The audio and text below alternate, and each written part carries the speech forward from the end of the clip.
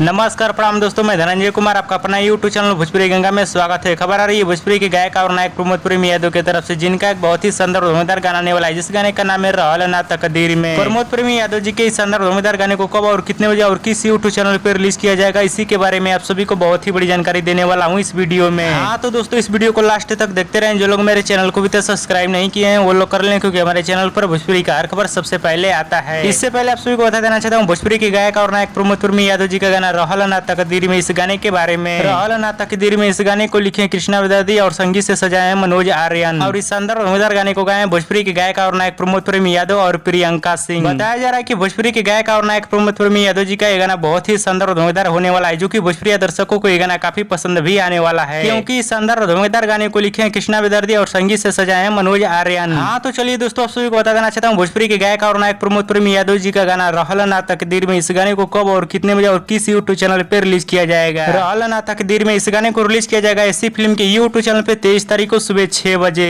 हाँ दोस्तों, इस शानदार धमाकेदार गाने को रिलीज किया जाएगा 23 तारीख को सुबह 6 बजे ऐसी फिल्म के यूट्यूब चैनल पे। एक बार जरूर इस गाने को सुनिएगा, बहुत ही जबरदस्त गाना होने वाला है। और दोस्तों, भोजपुरी के गायक और नायक प्रमोद प्रेमी यादव जी का वीडियो पसंद आया तो ज्यादा से ज्यादा लाइक करे, कमेंट करे, शेयर करे, सब्सक्राइब करे। धन्यवाद दोस्तों।